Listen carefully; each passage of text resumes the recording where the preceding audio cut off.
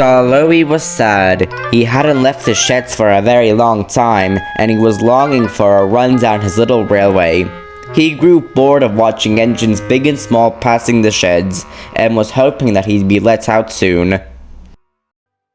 But one day, a very peculiar looking engine arrived to the yards, and was shunting in some trucks to the works. When Skarloey saw the engine, he couldn't believe his eyes. The engine was boxy and small, and colored green, and had the letters S and M on its side, with the number 2. No, there's no way. It's been half a century. But later, the engine parked itself right next to Skarloey's shed.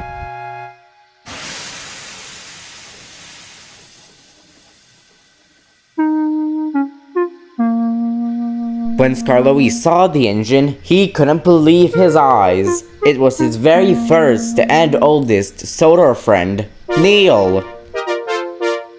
Oh, Neil, where have you been? I haven't seen you in a long time.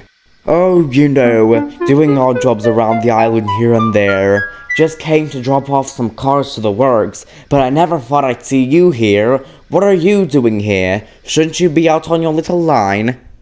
Oh, I should be, but never mind all that. How are you?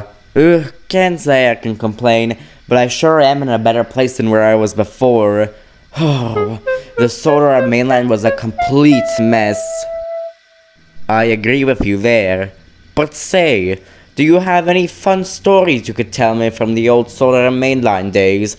Neil pondered for a second, and he finally got an answer.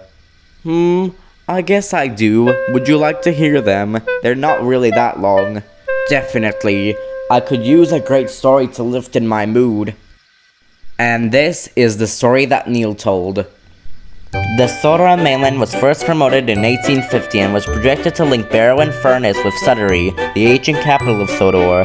There was plenty of local enthusiasm, but little interest in the service on the mainland. The railway came with support from local investors, promising those from the Peel Gorge that they'd build a branch from North Cronk to the town that railway received in the Act of Parliament in 1853, which included powers to build Proviso to Peel Gorge branch. Construction started in 1861 with a single line track being laid between Havalhu and Wolf's Castle. I'll spare you the details, but the railway staff is mostly from Ireland or Scotland, including me, number 2, Clive, number 1, and Matthew, number 3. But hard times came, and the Sodor mainland railway was in a financial disaster, and the people up at Peel Gorge realized that if they wanted a railway, then they would have to build it on their own, and thus, the Mid-Sodor Railway was built. But that's a story for another time. Yes, the good old Sodor mainland was in a terrible mess. And after number 3 broke down, it was all downhill from there. I'd be lying if I said that we didn't have a good run, and we did have our own fair share of memorable stories, which I will tell you today.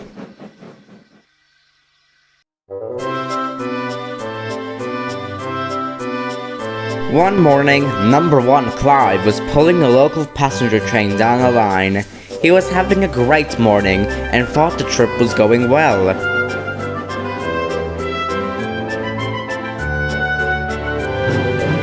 Everything was going well. The coaches clattered behind Clive, and his driver was listening to a steady beat.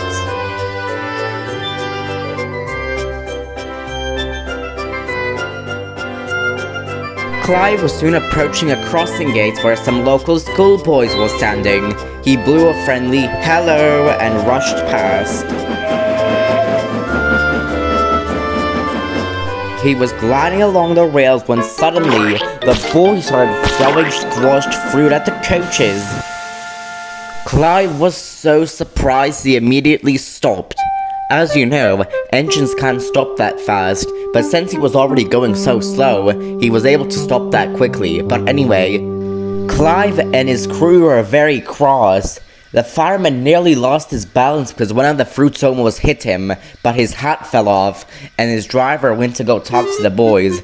And let's just say, what their fathers did to the boys after that was not so polite. Ho ho ho, serve those little hooligans right. Do you got any more stories? Yes actually, and this one is about our number 3, Matthew. Now, a background check on Matthew. He basically had the personality of a little child. He meant well, but he could be very cheeky, much like the Railway's number 1, Thomas. But he always meant well and worked hard. But one defining feature about Matthew is one that we could all find in ourselves: his fear of rain. Now, he would never hide in a tunnel or something, but he absolutely hates doing work in the rain. The thought of being struck down while trying to do your jobs was terrifying to him and shook him to his frames. But nevertheless, he always pushed on to do his work. But one day, he was traveling down the line in a very heavy storm, and before he knew it, the wind picked up hard and pushed everything out of his first truck. The load in the first truck was already overflowing, and coupled with the fact that the truck was very short, all it took was one gust of wind to send everything flying and to leave the truck empty. His driver and fireman tried looking for everything that flew out of the truck, but to no avail, and since they were already running late, they had to leave with one truck empty. Matthew was very disappointed, and let me tell you, the manager wasn't any happier.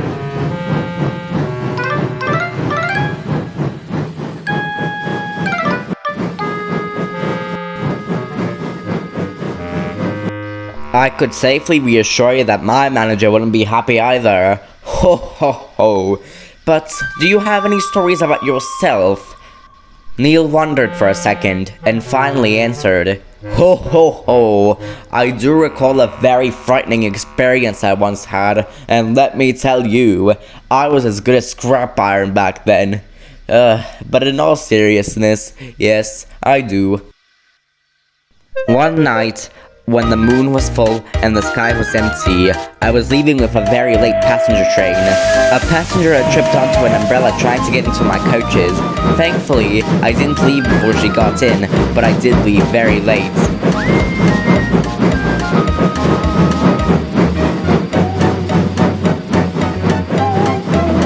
Around 9 p.m., I was rushing down the line. I was very late, so I guess that compelled me to go faster and faster as to not upset my timetable.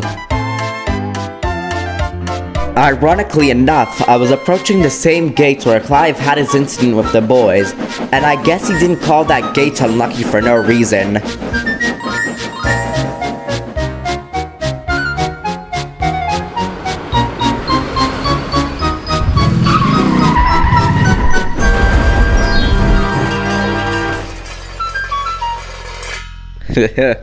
You've never seen me so scared before.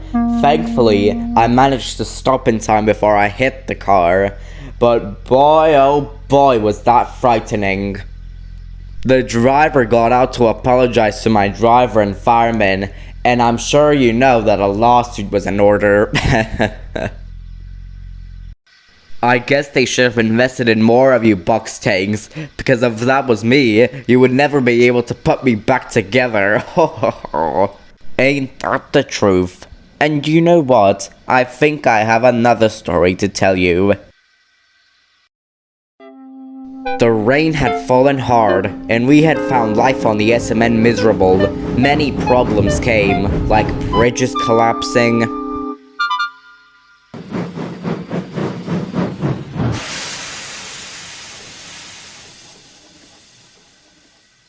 landslides happening left and right. Everything that could go wrong went wrong, but that wouldn't stop Clive. One very wet afternoon, Clive was at the station, and the rain was pelting down onto him. "Oh dear, I hope I get to leave soon," he said. Finally, the guard's whistle could be heard, and Clive quickly rushed off.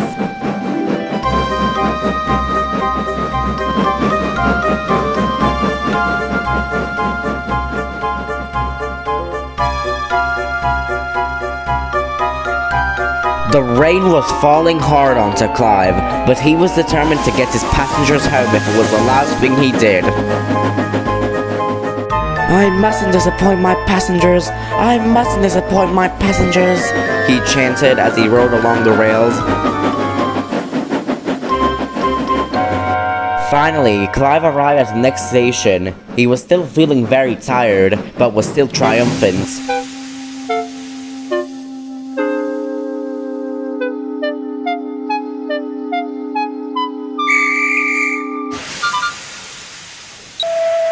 Finally, the guard's whistle sounded, and Clive quickly rushed off as to not get caught in the rain even further. And once again, Clive's journey against the rain commenced. He fought hard for the rain so his passengers could make it home to their families, but just then, he arrived to the more beachy part of the line. The water had hit the beach where Clive's tracks were hard, but Clive never gave up and navigated through the unsafe tracks.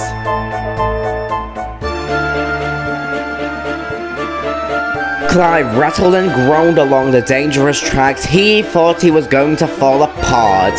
His coaches swayed from side to side, but Clive did not give up for 1 second, and wheel turn after wheel turn, he had done it. Right before the tracks collapsed behind him.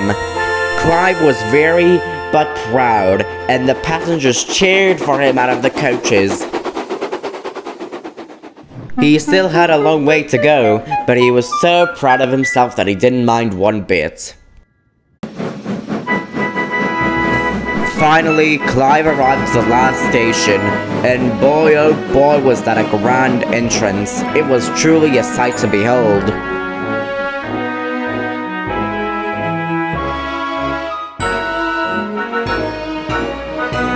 On the 1st of March, 1834, Clive entered the station smiling with glee, buffer to buffer, with coaches and passengers behind him safe and sound, all because of his brave effort. His crew got out of his cab and shuffled in to congratulate him, calling him a brave little box tank, and he felt prouder than he ever did before. Even when the mainline engine who came to pick up his passengers puffed away, the passengers peeked their heads out of the coaches and cheered for the brave engine. Wow, your brother Clive must have been very brave to do something like that. I remember Rennius once broke down on the loneliest part of our line, but managed to take his passengers home, and more passengers came the following days, and our railway was saved. Oh, yes, he was, Skarloey. Oh, such a shame he isn't here today.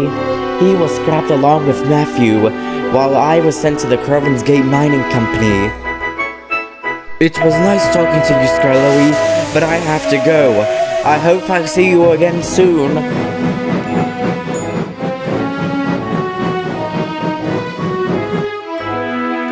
When Neil left, Skarloey felt a bit better about himself, and felt that he could do more than he was capable of, but that's a story I think you already know.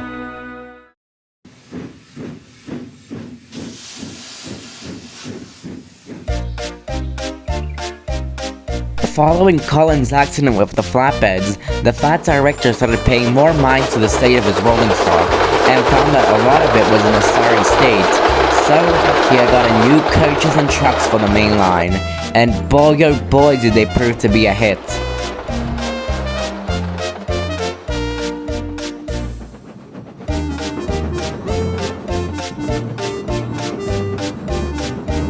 And Thomas and Henry were home. Thomas finally coming back from the works, and Henry being let out of the tunnel after Gordon had failed. Henry was very happy to be home, but his steaming issues caused him trouble, and he was not happy one bit.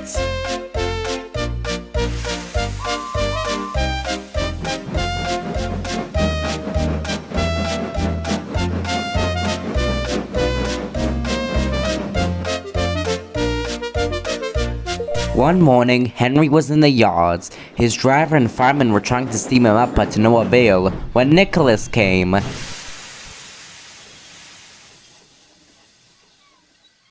Smile, Henry, it's a sunny day. Well, my boiler doesn't feel sunny, let me tell you that, Nicholas. Oh, come on, Henry, cheer up. You're sounding like old Ruth over there. And who is old Ruth? What a stupid name, too, if you ask me. Nicholas glanced over to the water tower where one of the new coaches was standing. And that's old Ruth? Humph, what an unfitting name, I say. Those are one of the new coaches. Well, I know that, Henry. It's just I nicknamed her that because she's very hard to the engines who pull her, so beware. Henry didn't know what Nicholas meant, and before he could ask, Nicholas puffed away to do some more shunting. And finally, Henry's screw managed to steam him up, and he puffed away. Later that night, Henry puffed back into the sheds to find a group of very unhappy engines.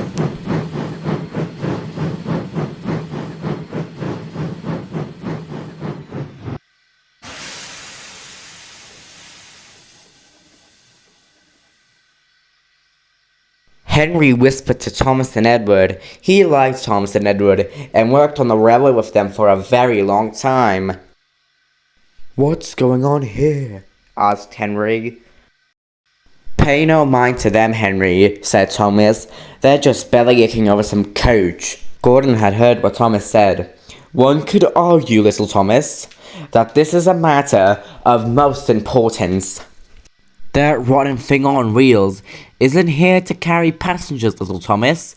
It's here to annoy the bollocks out of us. I hate to say this, but I agree with Gordon. I take that coach out once, and I already never want to pull her again." "Ooh, you young engines are so sensitive.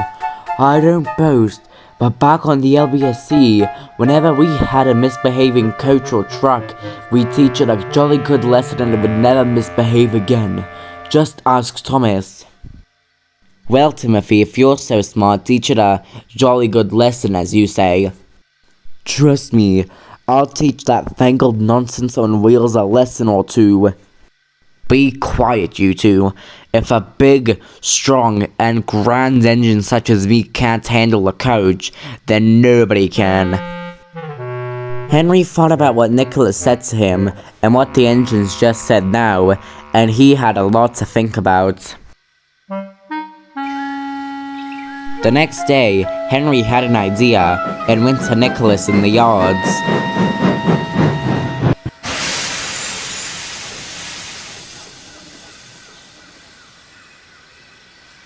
"Ah, Nicholas, just the engine I was looking for. Sorry I was so rude yesterday, but could you do me a favor? Could you put old Ruth on my train today?" Sure, why not? I don't know why you would want her on your train, but that's beside me. And it's not like anyone's taking her out anyway, so yeah, she's available." "Perfect. Thank you, Nicholas. And make sure to put her on the front of my train. The front." And sure enough, Nicholas put old Ruth at the front of Henry's train. Good morning," said Henry to the old coach. "Bleh! Who's this rotten engine?" "Excuse me?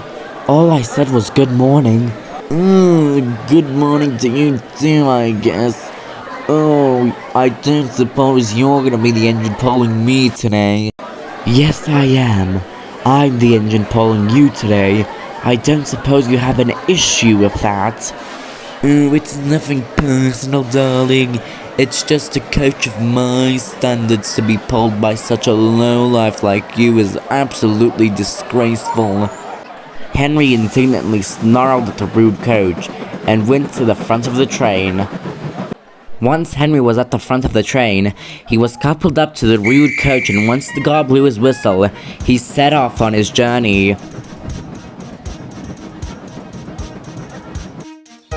Henry's plan was to try and reason with the coach, to see why it was so rude and hard towards the other engines. He tried talking kindly towards it. He tried bumping into it. He tried exploring emotions. He tried shouting at it, but to no avail.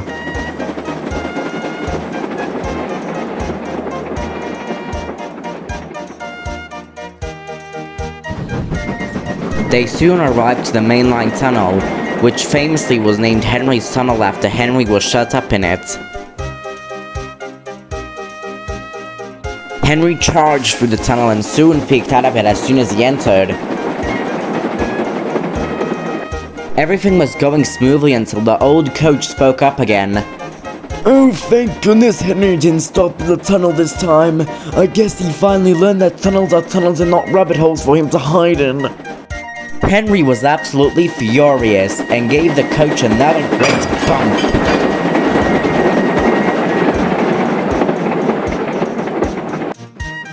By the time that Henry arrived to the next station, he had had enough. Henry got his driver and fireman to uncouple old Ruth from the train, and then he took her over to a siding and that's where he left her.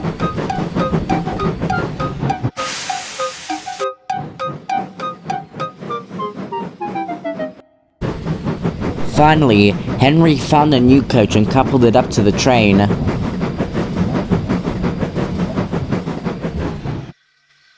Soon, it was time to leave, and Henry left the station feeling very angry.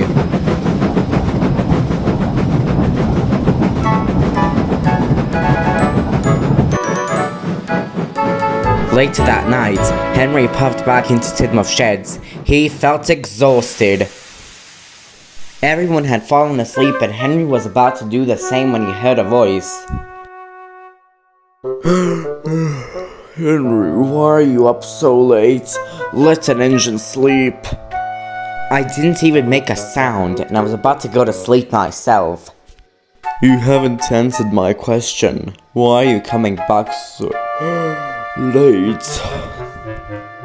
Oh, nothing much, said Henry, and explained everything that happened with Ruth. Oh well, yawned Gordon. I guess there's no fixing that coach. But we'll talk more about the matter tomorrow. Now I need some sleep. The mainline viaduct that is just before Wellsworth goes over a pool of water, which over time weakened the ground beneath it. Of course, the viaduct was at no risk of collapsing, but whenever an engine would cross the viaduct, they would have to be very careful. But when old Ruth would cross the bridge, however, she would always yell for the engine pulling her to hurry up. They would always try to explain to her why they couldn't, but she would take no notice and would complain to no end. One afternoon, Henry was back at the yards again.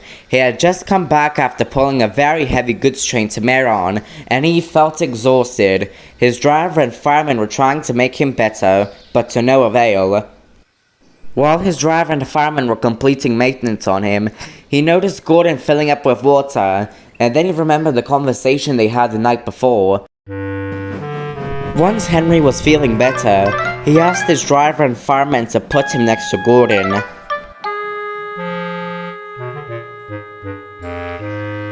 Good afternoon, Gordon. So, about our conversation last night about old Ruth, what did you mean by "there's no changing that coach"? Asked Henry. Oh, well, last night it didn't really mean anything, but this morning I had the misfortune of having her on my express train, and once I was nearing the viaduct, I started slowing down like we're supposed to, and then she just started banging on about how I'm going too slow and I need to go faster, blah, blah, blah, all that nonsense. And I tried explaining why I slowed down, but she had none of it. She always complains I'm going too slow or too fast. Oh, well, I'm really sorry to hear that, Gordon. You know, someone really needs to do something about that rotten old coach. You're telling me? I really hope the fat director does something about this. Maybe turn her into a henhouse or something. Henry wasn't really sure if the fat director would do anything about her. Later that day, Henry was pulling a passenger train. It seemed that the maintenance that his driver and fireman did no good, and he was still feeling very under the weather. He was pushing through to try to make it to Crosby.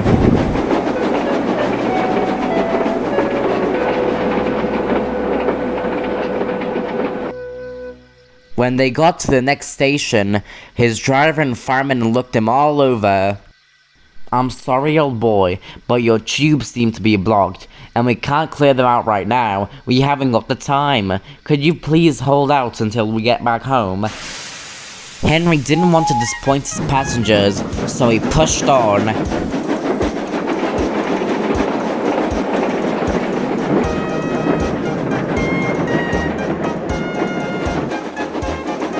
Just then, Henry was approaching the mainline viaduct, and he remembered what Gordon told him about Old Ruth. I'm sorry to say that Old Ruth was in fact on Henry's train. She was placed at the front, but Henry had a mischievous idea.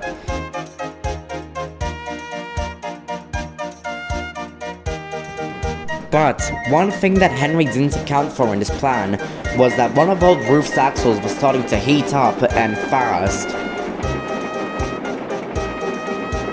Old Ruth noticed this and was trying to get Henry's attention, but Henry was having none of it. He thought that she was just being difficult again. "Henry, slow down, my—" "No, I will not, and I've had enough of your tomfoolery."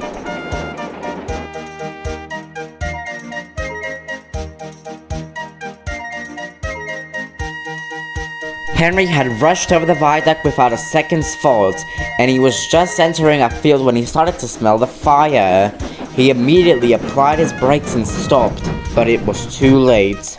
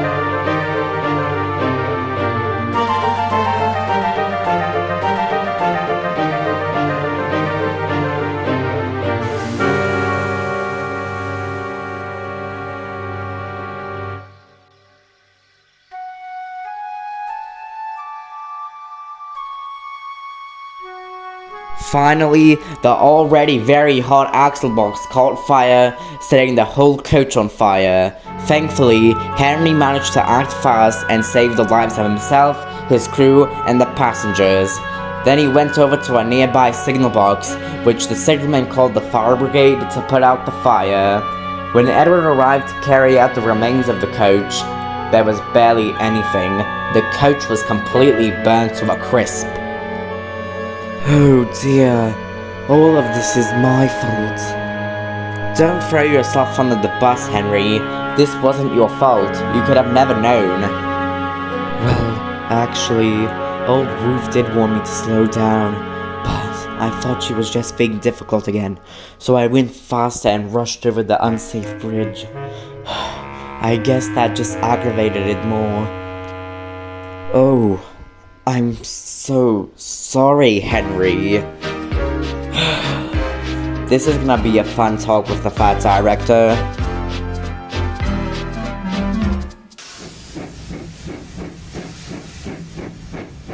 The director had found out about 87546's mistreatment of the other engines, and as such, confined him to the sheds at Knapford.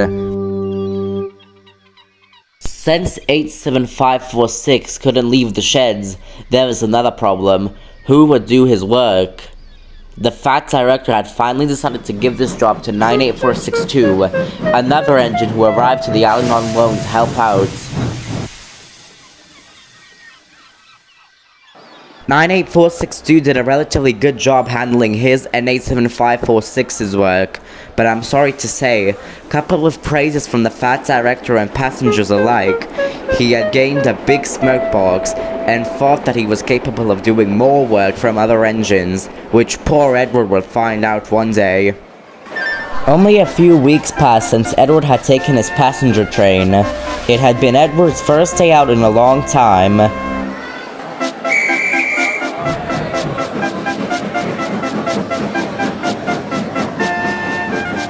Almost all the engines had given Edward their full support. However, two didn't.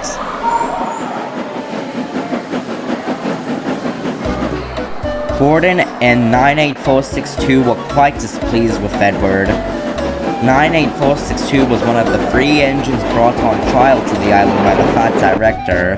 He didn't have a name, just a number. He and Gordon had a great deal in common. They were both rude and cocky. But 98462 never knew when enough was enough.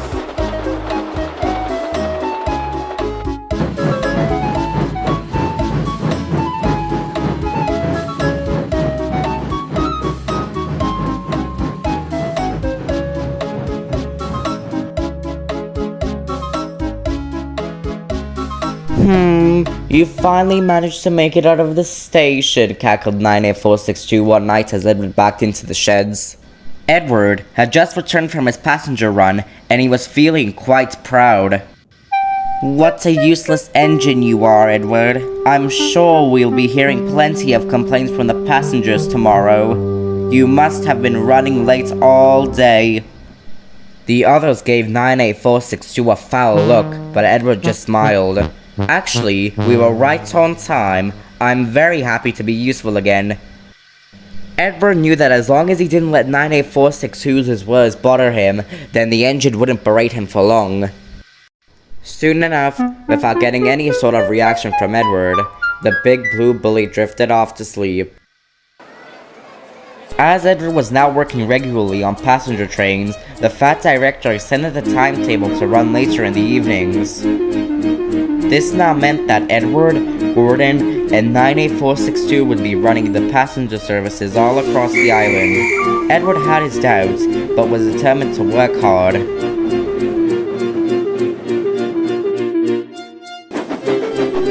Fortunately for him, he ran the loop line, so he only saw Gordon and 98462 at the big station.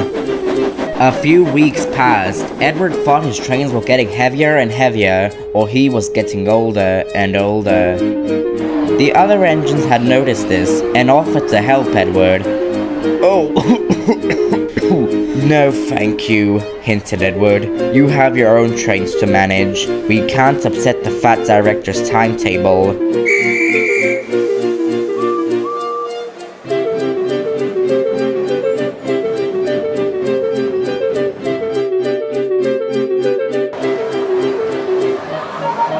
Little did Edward know, 98462 had heard everything, and he made a plan.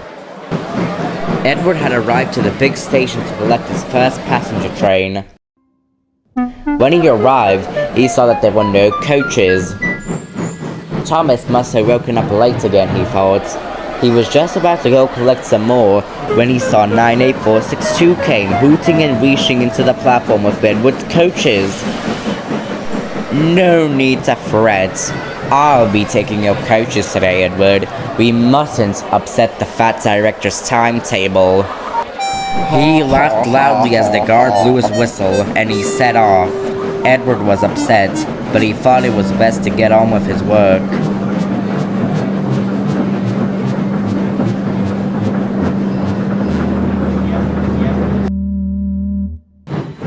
That evening, Edward was backing up into his berth as 98462 was boasting loudly. We don't need Edwin anymore. I've proven I can manage 2 trains at once. Why keep him around when all he does is get in the way? Edward helped building the rails that you run on, fumed Thomas. Without him, none of us would have a railway to work on. 98462 interjected. Edward is a thing of the past now. Us faster, stronger, and bigger engines are more up to date than old iron. Edward finally gave up. He decided to take a stand against 98462. Just then, Winston, another engine who was on trial, arrived at the sheds, and he saw that Edward was feeling very sad. Is everything okay, Edward? Asked Winston. You seem upset. Oh, I'm fine, said Edward. Just tired is all, he said, trying to not worry Winston. "Oh, but something is the matter," said Henry, and he explained the whole story to Winston. When he finished, Winston felt very cross. "We should tell the fat director," said Winston. "He'll send his sorry tender away." No, it's fine," interjected Edward. "I can handle this on my own." But Winston wasn't convinced. The next morning, he woke up earlier than usual to collect his coaches and make it to the platform before 98462. The yard was silent, and Edward felt sure he had beaten 98462.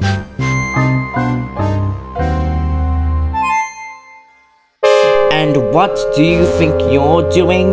fussed 98462. Edward tried to sound brave. "Collecting my coaches for my passenger train." "I don't think so," said 98462.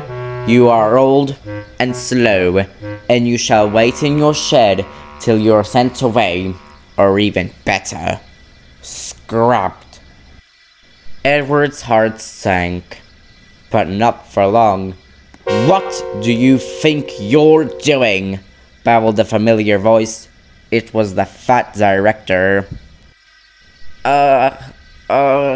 Collecting my train, sir," implied 98462, trying to sound as innocent as he could.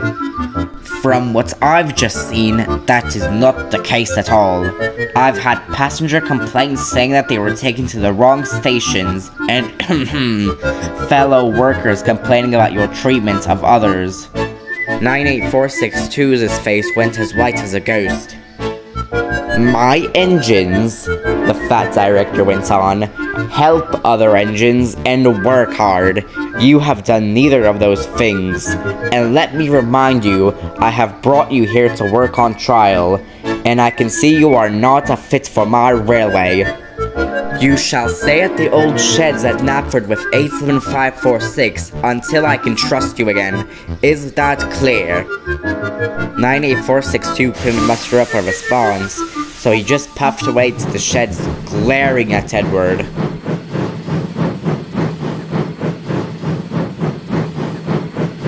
As 98462 puffed away, the fat director went to talk to Edward. "You must understand, Edward, you are one of my engines. You might not think so, but you aren't alone on this railway. If you have any troubles, you must come and see me right away."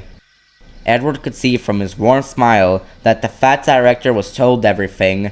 He looked across to the yards and he saw Henry, Thomas, and Winston smiling with glee back at him. "Now, you have a train to pull. Then after that, I want you to have a nice long rest."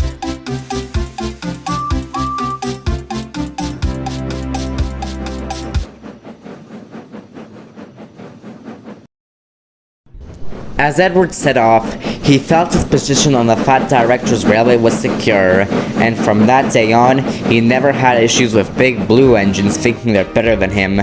But until Gordon— oh wait, I mustn't tell you more, or I shall spoil the next story.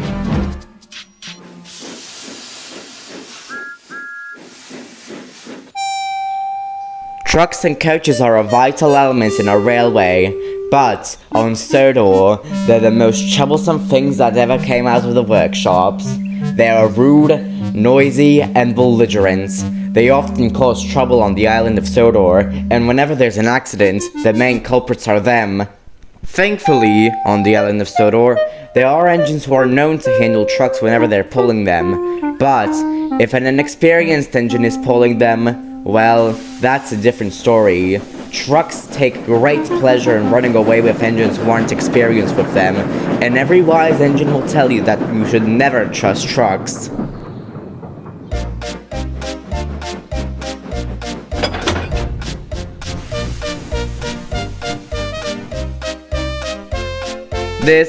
This is Nicholas, and he is one of the happiest engines on the Northwestern Railway, and he's been handling coaches and trucks for a very long time, which is why the fat director thought it would be a good idea to make him the permanent shunter at Knapford. There are other engines working in the yards with Nicholas, but sometimes they tend to be a bit unhappy. So Harwin, how is your little branch line going? It's going terrible. That's how it's going. Why? I thought you would be happy to have your own little line to run on. I am happy to have the line, Tyler. It's just, the recent rain has been causing so many landslides, which is causing more and more delays by the day. If I had my own branch line, I wouldn't really care what would be happening on there. I would just be happy to be out of this yard. It does tend to get boring here. I do appreciate a nice long run on the main line. Tell me about it. I don't boast, but when me and Edward arrived to the line, we were the only engines working on it, and we would be out pulling trains every single day. But now, it just seems like I'm stuck in this yard. I haven't pulled a train since Tidmouth Sheds was being constructed, and after my little incident, the fat director had me shut up in the shed after I returned, and since then, I haven't pulled a train at all. Well, I feel sorry for you chaps, but I better get going. I've had enough delays for one day. And with that, Helen quickly puffed away.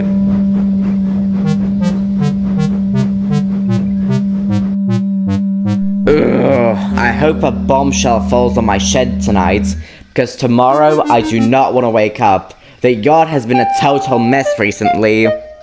Well, I wouldn't look at it like that, Thomas. I would just look at it like more work for us. More work means more happy engines. Nicholas, give it a rest already. It's okay to be sad sometimes. What's there to be sad about, Thomas? I have a big railway to work on with all my friends. Ooh, and I have a big yard to shunt in every day, which comes with a harbor too, where many ships arrive with so much cargo. Goodbye, guys. If I want to be really useful, then I better get my wheels moving. Later that day, Nicholas was shunting some well wagons into a siding. He was still feeling as bright and cheerful as he ever was.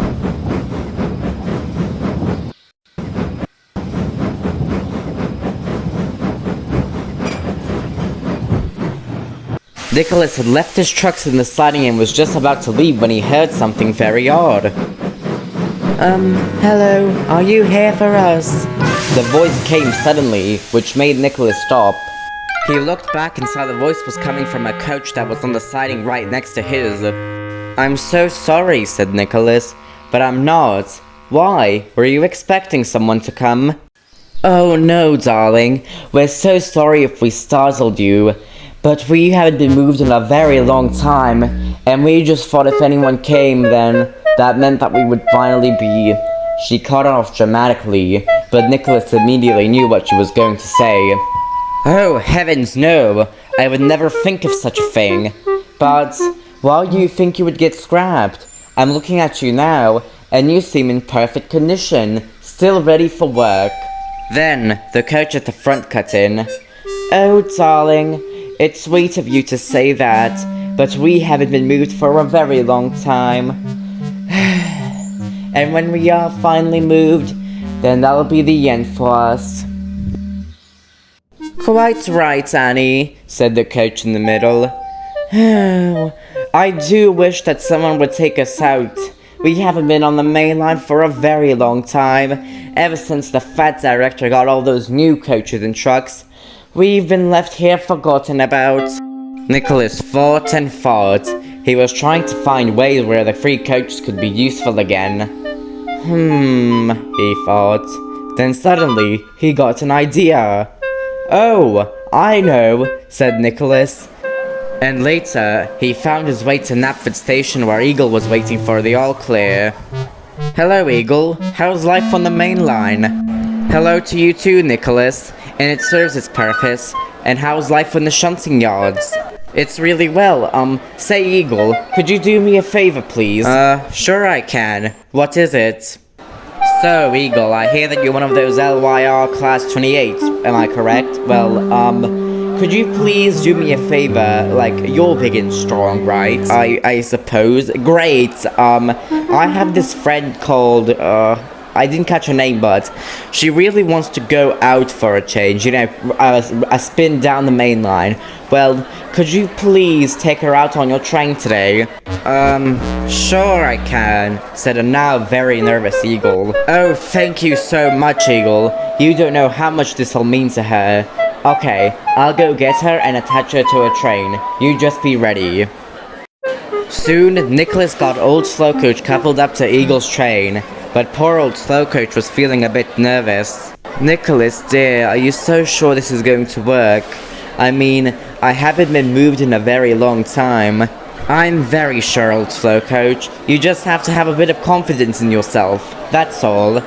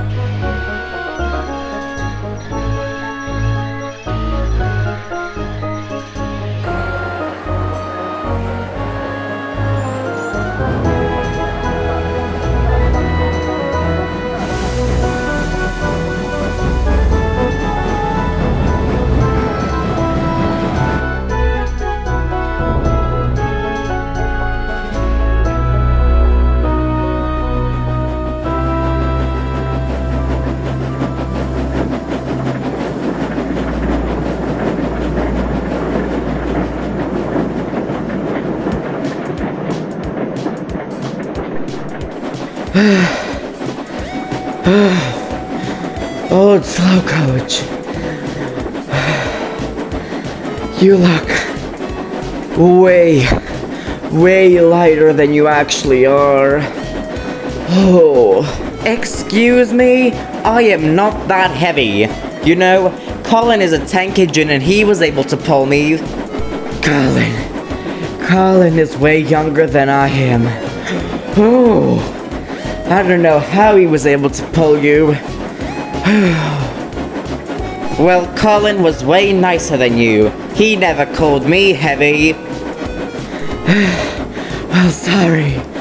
I didn't mean it like that. I'm just really struggling to pull you.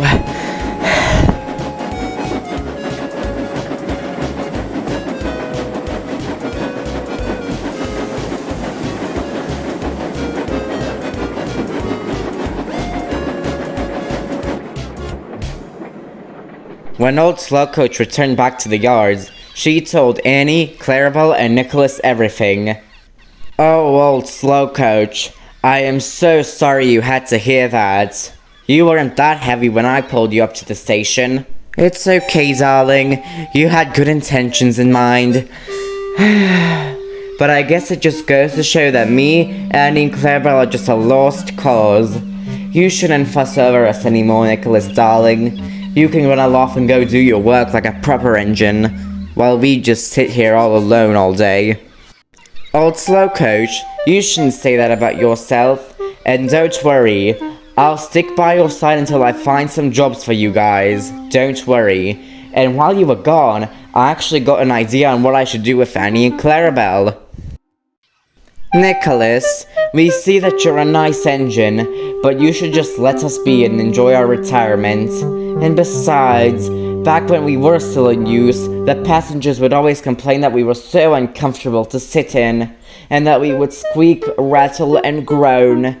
You should be free. You're an engine. You shouldn't worry about us anymore. Annie is right, my dear. Run along now. I am sure you have friends waiting for you. And besides, the peace and quiet has been better than noisy passengers leaving a mess in us all the time.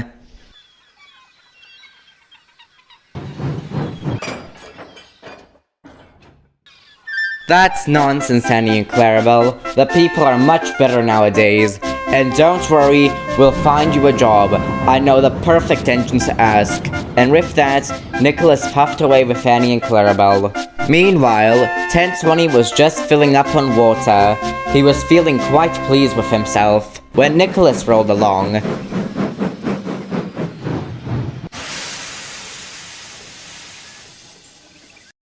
Good afternoon, 1020. I have a favor to ask from you. Alright, what do you need, Nicholas? Well, you see, I have these two friends, Annie and Clarabelle, and they haven't been moved for a very long time, and I was wondering, could you take them on your morning passenger run tomorrow? Oh yeah, I know Annie and Clarabelle. They used to come around to my junction a lot. Yeah, sure, I'll take them on my morning passenger train tomorrow. Just leave them somewhere in the yards and I'll pick them up. Great. Thank you a lot, 1020. I'll leave them in the yards for you tomorrow morning. And with that, Nicholas puffed away to tell the coaches the news. The next day, 1020 was waiting right next to Gordon with his morning passenger train. I can't believe that you're pulling one of the railway's most oldest coaches ever. Ugh, we're probably gonna get endless complaints tomorrow, or maybe even later on how uncomfortable those coaches are. Oh, Gordon, don't be like that. We must give the old darlings a chance. You would never see such old things on the main line. Those coaches are probably as useless as Edward. And you can push your own lazy tender up your hill. I quit. Just then, Nicholas came shuffling in. He was shunting a short goods train for Winston.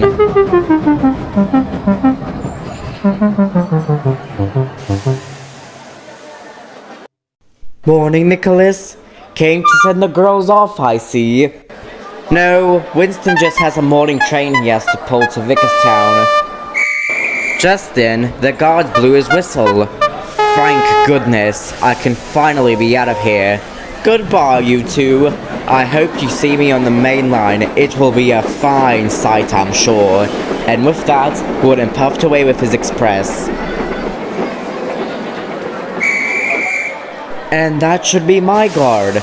Looks like all my passengers are in the coaches. Goodbye, Nicholas. I'll let you know how the trip goes when I get back to the yards. And with that, 1020 puffed away with Annie and Clarabelle.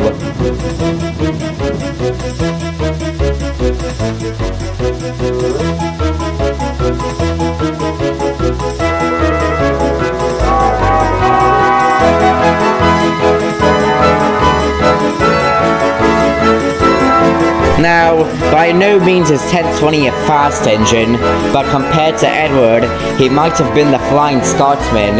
Edward knows not to go too fast when pulling Annie and Clarabelle, because they don't like going too fast.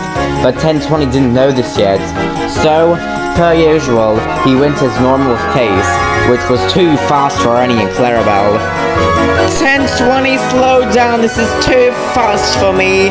Quite right, Clarabelle, my roof is going to fall off. 1020, slow down. But 1020 didn't hear anything, and he just kept on going.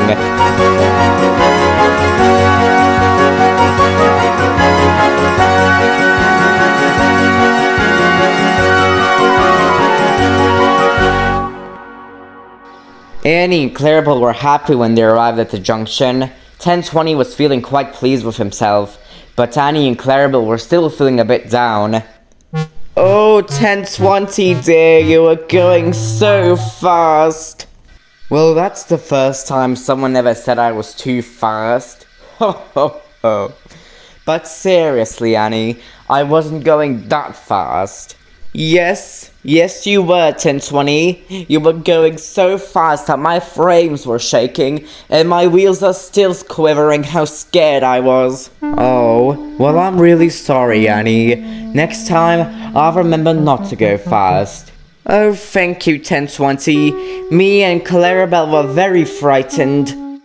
Just then, Gordon came shuffling up with the express. He was still feeling as grumpy as ever. But 1020 didn't mind that at all. He usually didn't pay mind to Gordon's grumpy mood.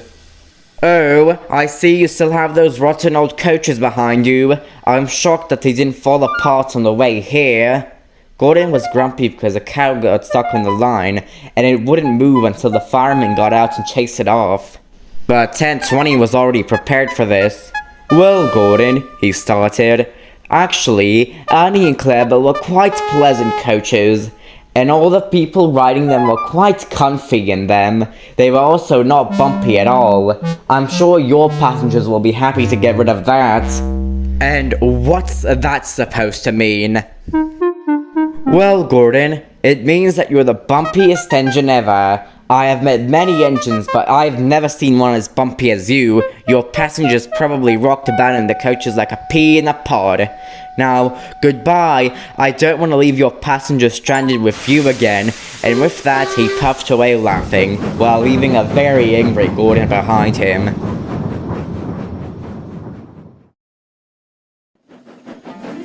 The three friends were making great time, and 10:20 was going much slower now. So, Annie and Clarabelle felt happier. They decided to sing a little tune along the way. Chickadee-chock, we're coming along. Chickadee-chock, we're coming along. Mustn't be late, mustn't be late. Chickadee-chock, we're coming along. Chickadee-chock, chickadee-chock, we're coming along. We're coming along on a little branch line, on a little branch line. Chickadee-chock, we're coming along.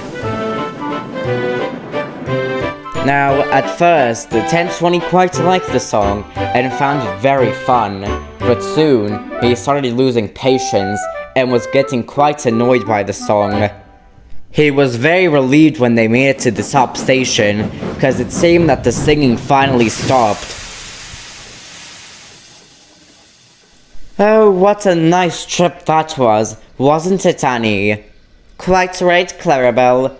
Oh, and 10:20 was going so steady and slow. Oh, thank you, 10:20, for a pleasant ride. You know, we were hesitant at first, but now I think we'll quite like it here. 10:20 thought the trip was anything but pleasant. Annie, Clarabelle, you two are nice coaches, but you're a bit too loud for me. What? But we always sing when we ride with Edward. Not to mention that Kai Edward would sometimes join in with us. That's nice and all, but I prefer a nice, calm, and quiet trip down the branch line, not some rowdy singing. I'm sorry, Annie and Clarabelle, but I think you'll have to find another engine to work with. I'll take you back to Nicholas, but I don't think I'll take you out tomorrow. Later that evening, Nicholas was talking to all three coaches at the yards. They all felt very sad. I'm really sorry, you three. I really thought things would work out. I guess I was just wrong. It's okay, Nicholas. At least you can say you tried. But I guess the efforts were wasted. No, don't say that, old slow coach. Look, we'll try something tomorrow. But I have to say that I'm exhausted myself, and I think I'll need a good night's sleep to try and think of some ideas. And with that, Nicholas very sadly puffed away. Later that night, Nicholas was in his shed resting. He was trying to think of ways to help old Slowcoach, Annie, and Clarabelle. Meanwhile, the other agents were trying to comfort Nicholas.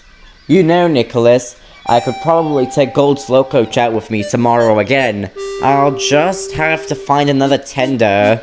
And I could probably take out Annie and Clarabelle. I'm sure their singing can't be that bad. And if it is, oh well, I did it for a good cause, I guess.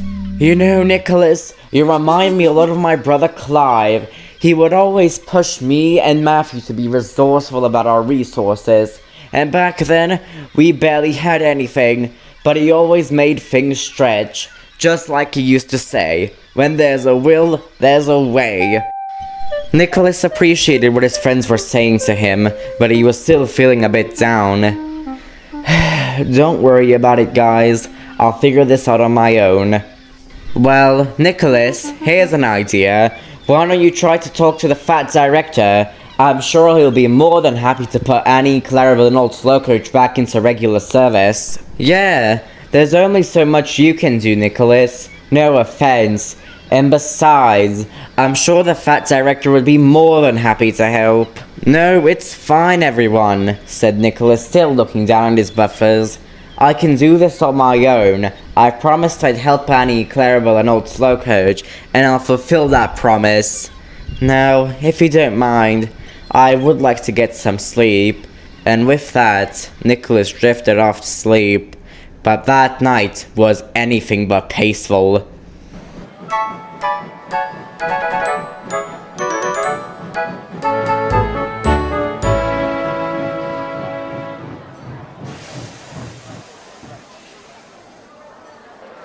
Alright, the passengers seem happy, and the coaches are in one piece, so I would say that's a job well done. Yay me! Ooh, there's Cromford. Sleeping on the job I see. I think he needs a wake-up call.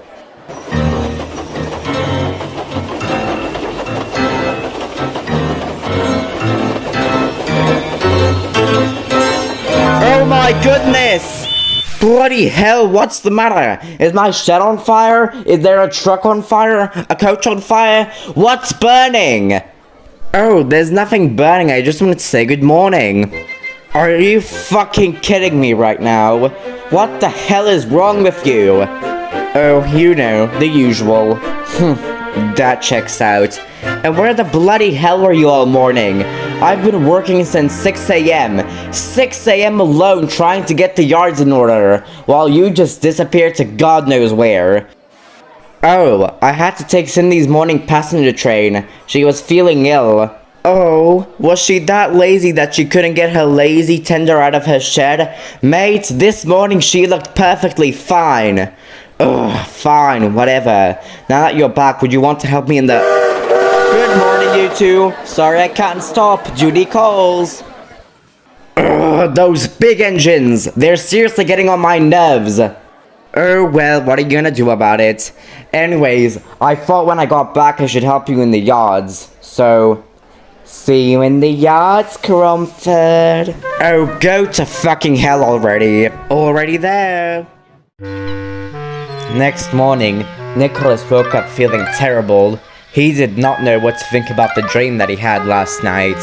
But before he could think of anything, someone called out to him. Nicholas? Said a voice. It was Albert, one of the engines in the sheds where Nicholas sleeps. Are you okay? You look very rough. Nicholas pondered that if he should tell Albert about his dream last night. But in the end, he concluded he had nothing left to lose. So, he explained the whole thing, and by the time he finished, Albert was feeling very perplexed. And what's wrong with that dream? You probably just remembered an old memory from your life before Sodor. I guess you're probably feeling sad and you miss it, don't you? Well, it's okay to miss your old home. I miss the Furnace Railway sometimes. But Albert, it's not that I miss my old home, it's something else. That engine Cromford that I mentioned, right? Well, one day, he was a perfectly fine working engine, and the next, well, he just completely changed. He could no longer pull trains properly anymore, and he basically dragged himself across the yards. The manager was very surprised, and he tried making him better with all sorts of new parts, but no good. And well, eventually, he just deemed him too old to be kept in service and scrapped him. And when I left Sodor, some strange things started happening. Every night, I would have dreams about my old railway, and in every single one of them, Cromford was in it. Even if he wasn't in the memory, he was always there, and it honestly just seemed like he was haunting me. Whoa, that is strange. But wait. You mentioned your controller scrapped him because he was too old. Well, is that why you're... Yes, I am. I don't want anything like that to happen to anyone. I guess that's why I've been so hyper-focused to try and find a job for Annie, Clara, and old Slow Coach. But my journey must commence. I cannot let that happen to them. And with that, Nicholas quickly rushed off.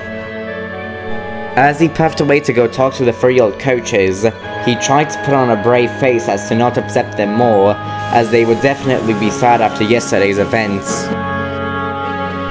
Later, Nicholas met up with Henry, who agreed to pull Annie, Clarabelle, and old Slow Coach on his next passenger train, but all 4 of them were still feeling very nervous. Nicholas, are you so sure this is going to work? I mean, I'm feeling kind of nervous about this. You know that I'm a very poor steamer, and that I might break down somewhere along the journey. I I'm sure you can do this, Henry. Everything will be a-okay, as long as you stay confident.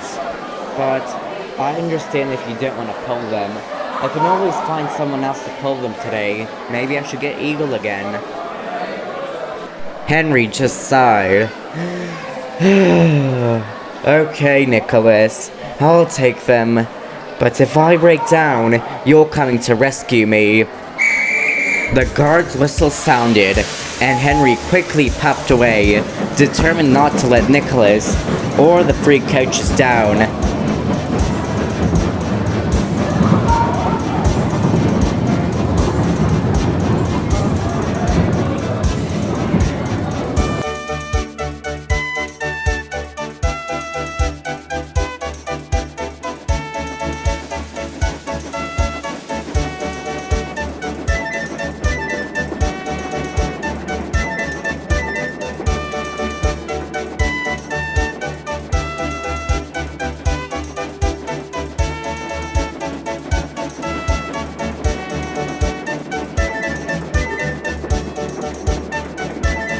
Henry arrived at the first station, and he was already feeling very tired.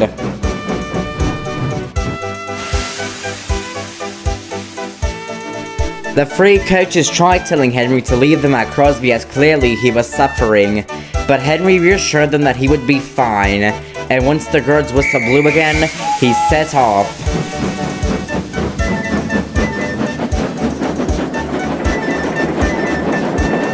Henry was giving it his all. He was trying to not disappoint Nicholas and the three coaches, and he wanted to prove to everyone that he was still really useful, even if he was disabled.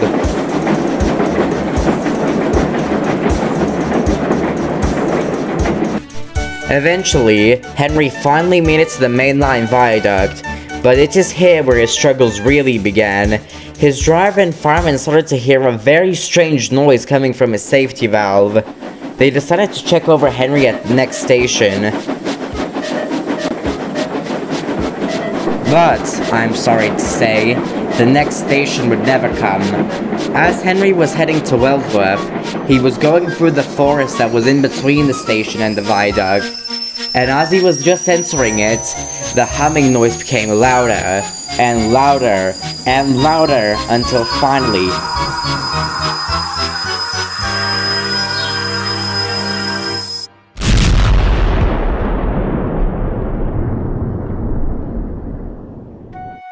Thankfully, mostly everyone made it out unharmed, but poor Henry. He had overworked his system, and his safety valve burst, and his driver was so scared he fainted, hitting his head on Henry's floor. And when the news reached Knapford, the fat director had some stern words to say to Nicholas. Now, Nicholas, I understand your reasonings for doing the things you did, but it was highly irresponsible of you for asking Henry to do a job that he was clearly incapable to do. And also, Nicholas, you should have come to me about the issue, not try to solve it on your own. Yes, sir. I'm sorry, sir. I know I shouldn't have done what I did, but... I don't know. I guess I was just really desperate. You are forgiven this time, Nicholas, but I better not hear about this coach nonsense again, and if I ever see you try to pull this again, then I shall have no choice but to keep you in your shed, you understand? Yes, sir, said a very sad Nicholas, but don't worry, there is a happy ending to this story. Despite the fat director's cold words to Nicholas, he would in fact do something with old Slowcoach Annie and Clarabelle. Old Slowcoach is now a part of the Brendam Bay Branch Line family, and she's coupled up to a very special dinner train that either Adam or Emily pull. And Annie and Clarabelle, they're still kept on the main line, and Edward and Eagle take turns pulling them.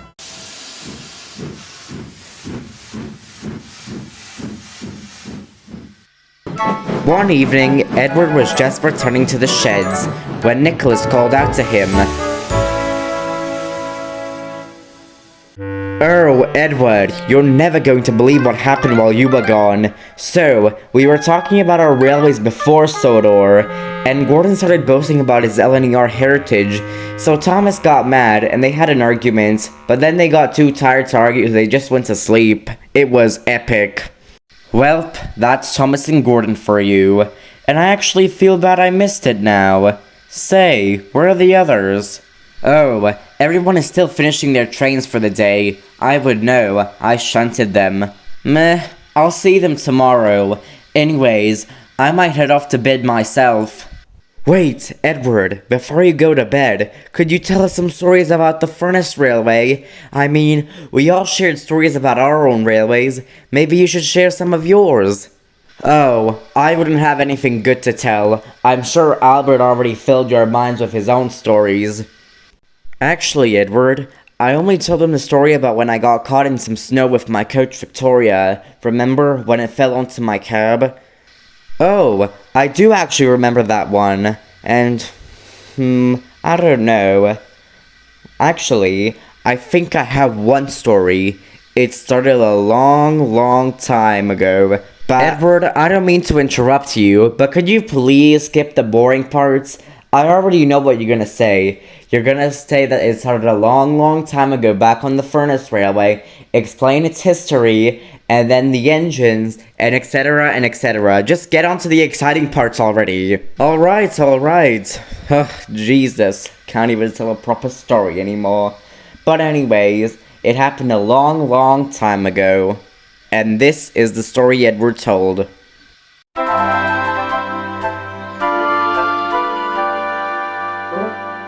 Edward, wake up already. You have work to do. Oh, but why?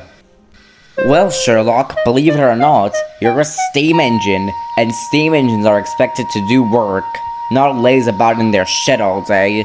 Ugh, get out of here already. You're such a nuisance. Fine, stay there all day. I don't care, but I'm not doing your work. Fine, I'm coming out. Jesus Christ, I can't get a proper night's sleep around here.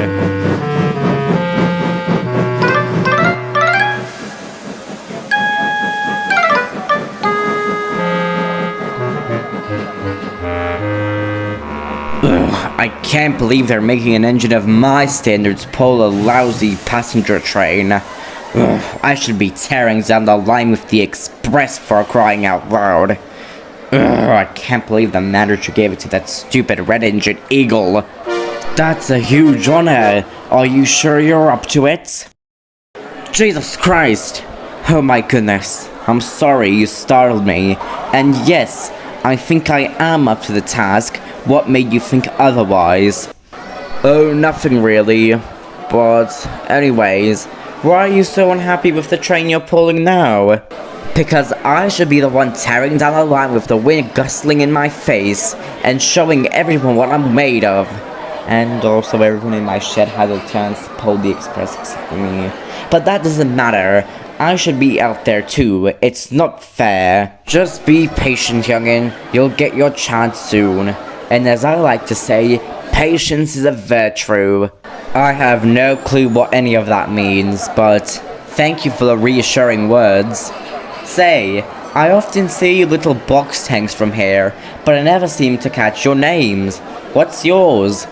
My name is Matthew. I'm the Sodor Mainland Railway's number 3. Also, the other two are called... Be quiet! I am trying to sleep. I've been working all night at a stupid coal mine, and then I had to arrange a yard because Albert was too lazy to bother. Now shut up. I've been listening to your stupid conversation the whole time. Oh, shut up, you stupid old brute. Why don't you just go sleep somewhere else instead of a busy station? Of course you're gonna get woken up there, you idiot. Fuck this station and fuck you. I do 10 times more work than your sorry tender, and I'm still not appreciated. Without me, who would do all the dirty work you despise? Keep yourself and your stupid trucks away from me. I will not associate with such despicable things. Pooh. All you mainline engines are the same. Try doing my work for a day. You'd come to me begging on your knees.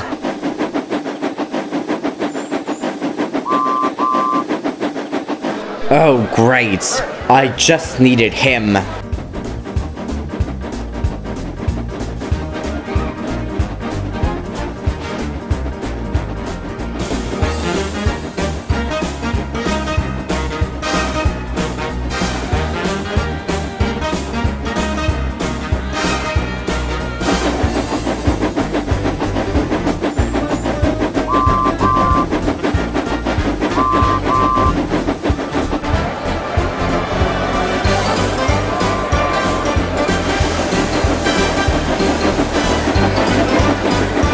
Good morning, Baron Furnace. Isn't it a lovely day? Oh, fuck you. And you can go to hell.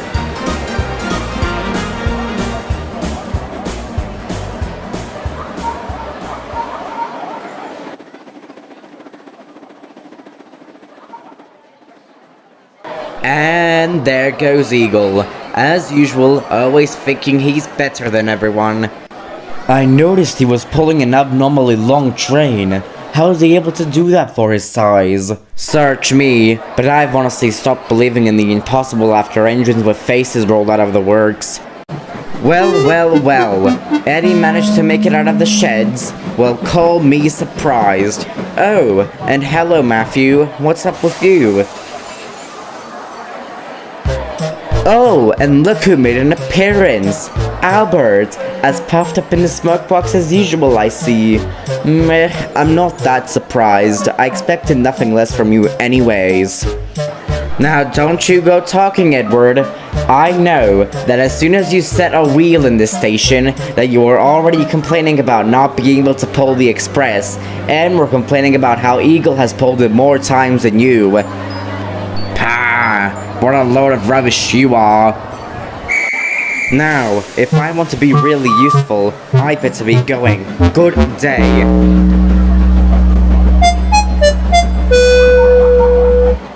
Sounds like you have quite a handful of an engine there. Tell me about it. I don't know what I'm gonna do with him. Alright, I give up. You cunts can't keep quiet for 1 second. I am out of here. I don't know what I'll do with him either.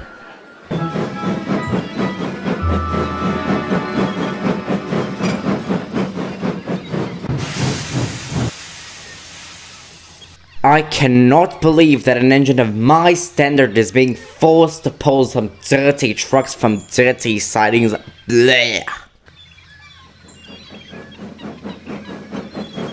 Good grief! Does your complaining ever have an end? Just try saying something positive for once. I don't know what's gotten into you recently. There is nothing wrong with me, Albert. It's just an engine like me being forced to pull such a dirty and inadequate train. Bleh. It is absolutely disgraceful. You know, there was the time where I could actually talk to you like a normal engine. Granted, you would complain sometimes, but not to this extent. But now, all you care about is pulling some stupid express train. What's the point in that? I've never pulled expresses and I turned out fine. I wouldn't expect a puny little engine like you to understand, but it's very important for me to be able to pull my first express train. Or else, who am I then? Huh? Tell me that. Maybe I'm a small, puny engine, but I think your brain is puny and small too. And anyways, you're Edward. Who else would you be? No matter how many express trains you've pulled, you're still you. Hey, Albert, where's that train next to me headed? Lordwick. Why? Well, my train is headed there too, so maybe I could take it. No way I'm letting you take a train that long. I'm already having my suspicions about you pulling a good train of any kind. Oh, come on, Albert. Please. Why do you even want a couple of more trucks to your train? I thought you hated trucks. I despise goods trains. But think about it. If I pull a train longer than Eagle, then the controller finally might let me pull the Express. You know, I'm seriously tired of listening to you complaining about the Express. So you know what? Fine, you can pull all the trucks you want. I don't care. But if you have a crash, then I won't be there to help you. That was to be expected. Now run along and go get my trucks. Oh, yes, Your Highness. It's not like I have other jobs to do. No, don't you dare move a wheel. I'll get your trucks, don't you worry.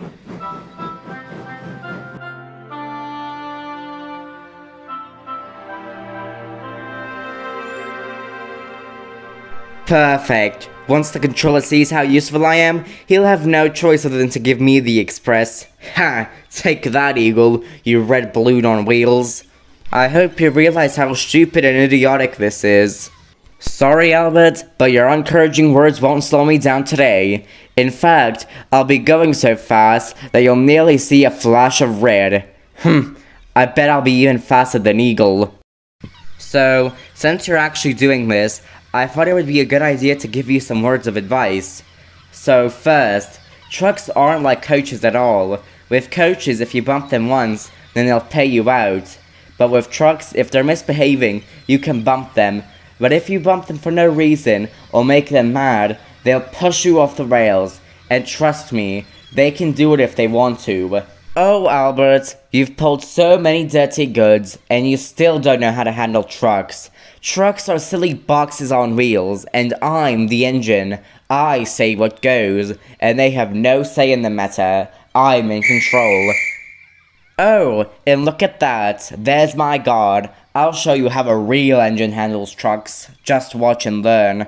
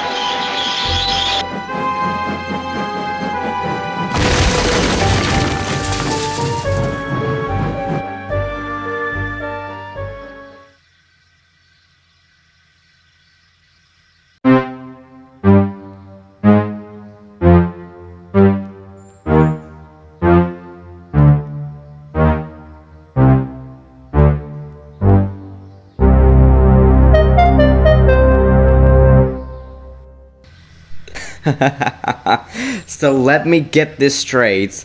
You pulled the train that long because you thought you would get the express if you were as strong as me. Oh my god, you're killing me. Shh. Shush, Eagle. Let him learn for himself what an idiot he was today. Oh, come on, Albert. It's absolutely hilarious. How could you not laugh? Well, for starters, Mr. Hotshot, not only does it add to the railway's already bad safety record, but we're down an engine. Who'll do his work? You?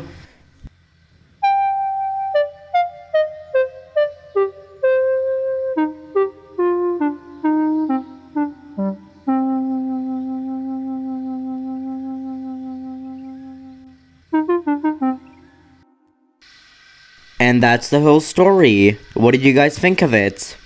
I found it quite entertaining, Edward. Could have been better, but still a nice reminder to these youngins to take things slow nowadays. And it was also a nice reminder of what a pain in the bunker you were. Touché, my friend. But something else that this story reminds us of is that what a grouch you were back then.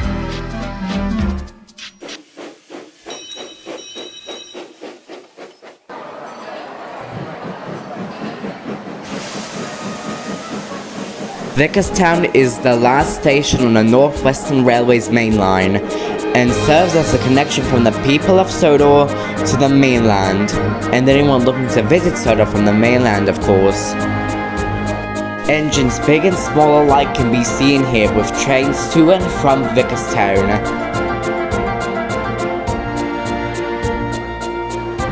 Many trains can be seen arriving or leaving Vickerstown for faraway places. There is also engine sheds, where visitors to the island can rest before their journey the next day.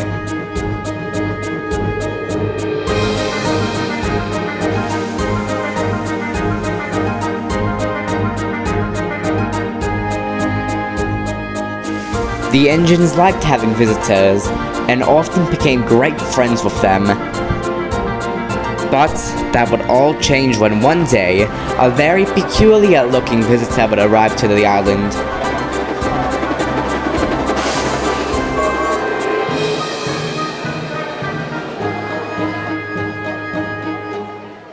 The visitor would soon find his way to Vickerstown with a very heavy passenger train carrying very important people.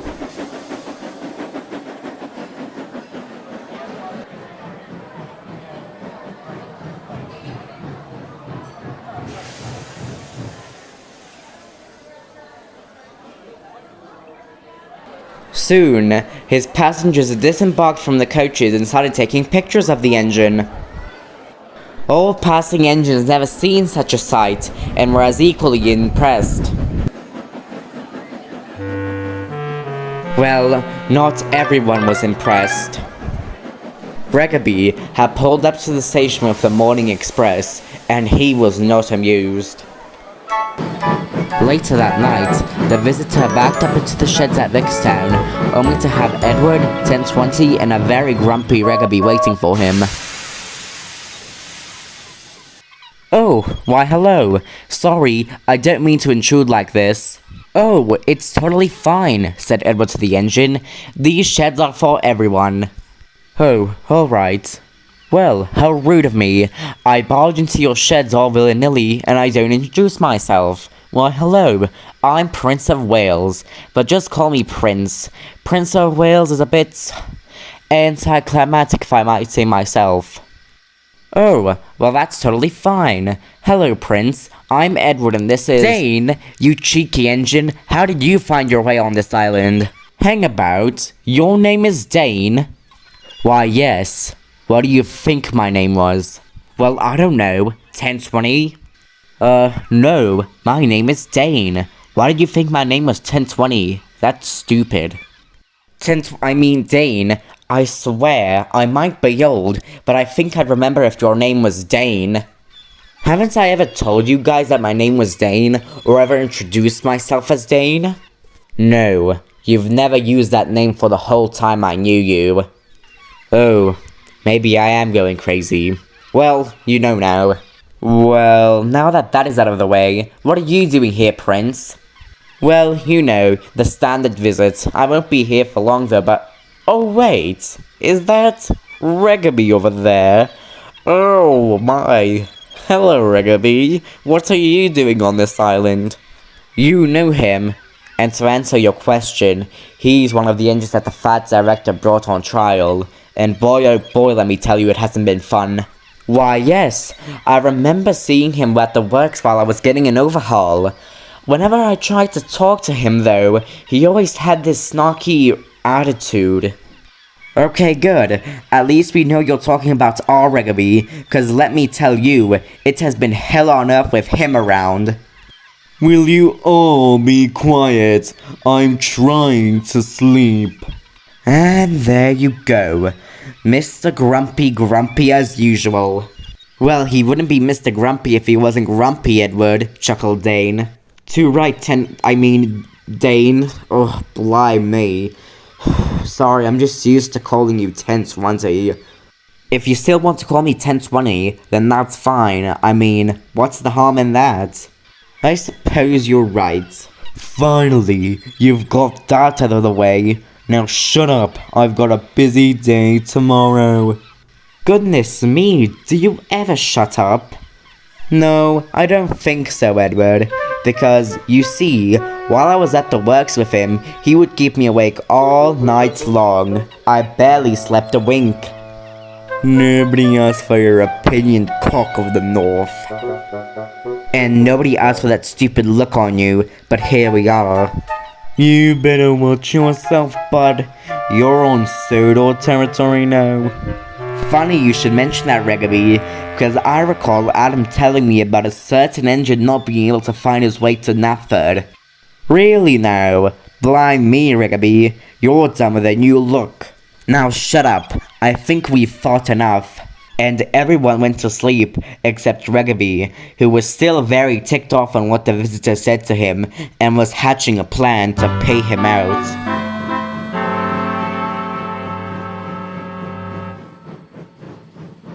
Reggaby had woken up earlier than usual and snuck his way to the yards. He had a naughty idea and was waiting for the visitor to arrive to the yards. Let's see how many people will want to photograph that green shark on wheels once he's covered in soot and ash. He'll never see what hit him. But just then, another big green engine snuck his way up behind Reggaby.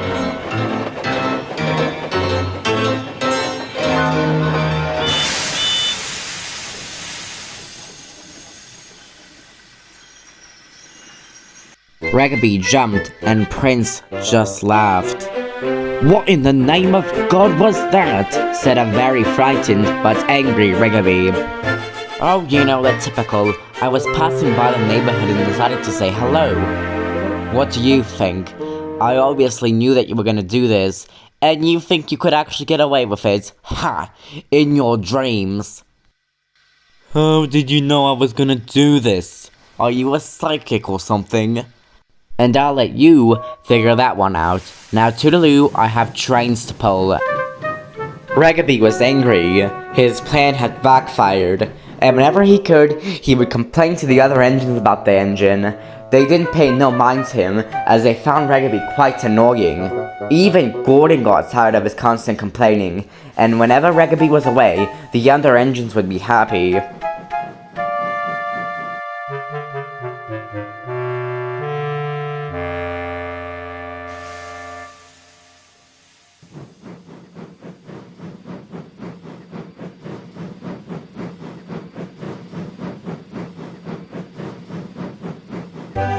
Now, trucks usually don't care for an engine's feelings, but Reggaby was that hard to ignore that even the trucks became unhappy.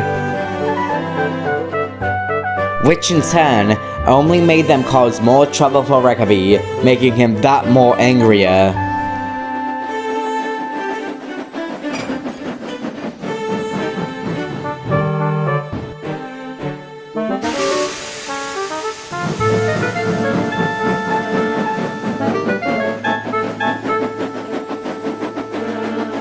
And one day, Reggaby was at Vickerstown Yards again, and he saw the engine and pointed daggers at him. but Prince had finally had enough of Rugby's rude behavior towards him. Listen, mate, I'm sorry for the joke I made the other night. I really am, but I think I've had enough. Trust me. Why don't you just piss off already?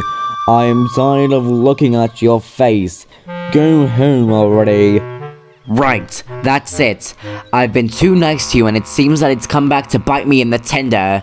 I have had enough of your rude behavior towards me. Get out of my sight right now. I am not going anywhere. The only engine leaving this place right now is you.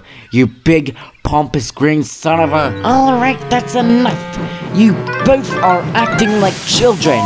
Rugby, shut up already. And Prince, your train will be waiting for you at the station.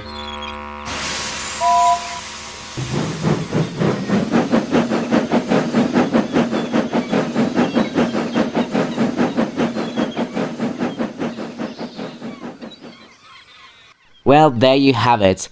I think we've escalated the situation enough already. I'll show you escalated. Oh yes, I'll show you it real good. Excuse me? Nothing. Unbeknownst to Rugby and the Prince, there were other engines in the yard at the time, and they had a lot to say about what they just witnessed. Oh, hey, my hearing better be failing me, said the engine in blue. Did you hear how that green buffoon on wheels was talking to Prince? I know, right? That Rugby is so rude. I am glad I'm not working on the same line with him. If I were, I would kill myself. That makes two of us. I was talking to one of the engines on the same line as him. Apparently he's called Edward. And by the way, he talked to the prince. He wasn't lying. May God help the other engines on this line.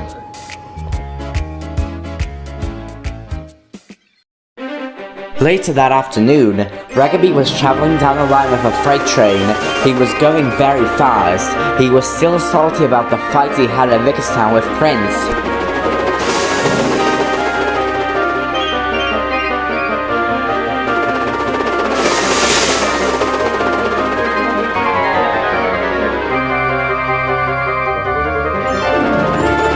But then there was trouble. He rounded the corner and saw Emily puffing out of the station with a goods train. Emily quickly applied her brakes. Rugby rocketed past Emily. The signalman had switched Rugby on a different track away from Emily. But there was more trouble. Rugby rushed past the station and he was diverted onto a different track.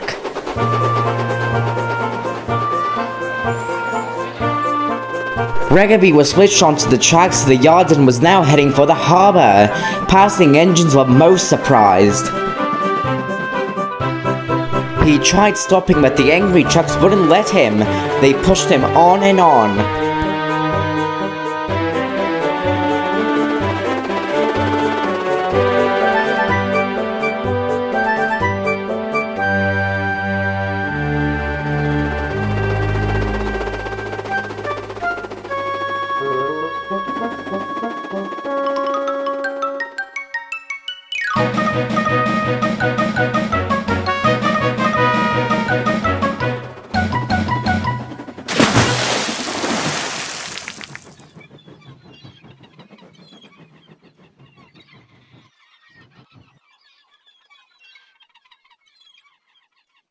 Rugby was in the water for the whole day and night. He was finally fished out of the water the next morning. Some parts from him got broken off by the crash, and the fat director was not happy in the slightest. Well, Rugby, are you happy? Do you feel accomplished? Have all of your dreams come true? I'll spare you from answering, and just say that not only has millions of dollars slipped out of my pocket, but guess whose controller left me a bad review, giving my railway a bad name. Rugby didn't say anything. He felt too ashamed. Thank goodness Thomas is coming home soon. This railway will benefit from having one responsible engine working on it, instead of one careless. Once you get back home from the works, Reggaby, there is no telling what your future holds. Reggaby knew that he really messed up, and if he ever wanted to earn the Fat Director's trust, or anyone's trust, he would have to smarten up and have a better attitude when he gets home. I wonder if Reggaby will change his ways. Do you?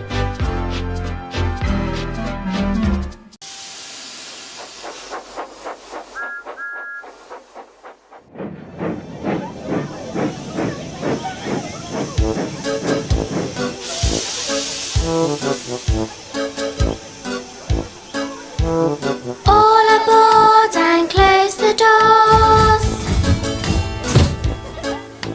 Whistle blows and the engine roars. Spinning wheels beginning to grip. These are the sounds as we start our trip. Rattling rails and cheerful shouts, clattering carriages, huffs and puffs, with a whistle and a whistle and a whish on the brakes. These are the sounds that the engines make. Chugga chugga, chugga chugga, chugga chugga. These are the sounds that the engines make. Happy hooves as the fields rush by, shoveling coal and the time does fly. Proudly race full steam ahead, screeching brakes when the lights go red. A wish of steam and clanking joints, shuddering doors and clattering points, with a whistle and a wish on the brakes. These are the sounds that the engines make. Chugga chugga, chugga chugga, chugga chugga. These are the sounds that the engines make. Chugga chugga, chugga chugga, chugga chugga. These are the sounds that the engines make.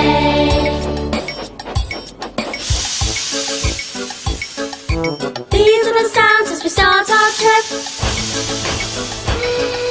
Big wheels squeal as they start to grip. Off we go with a chuff chuff chuff. Climbings go with a puff puff puff. Happy hooves as the fields rush by, shoveling coal and the time does fly. Proudly race full steam ahead, screeching brakes when the lights go red. A wish of steam and clanking joints, shuddering doors and clattering points, with a whistle and a wish on the brakes. These are the sounds that the engines make. Chugga chugga, chugga chugga, chugga chugga. These are the sounds that the engines make. Chugga chugga, chugga chugga.